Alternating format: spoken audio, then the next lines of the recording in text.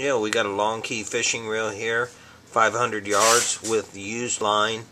Line's probably done. Does work fine. All the levers work. Reel is used and shows its wear in places.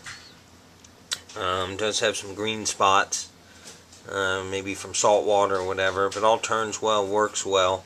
Kind of look at it yourself. Try to give you some up close shots so you see what you're getting. A little green in there.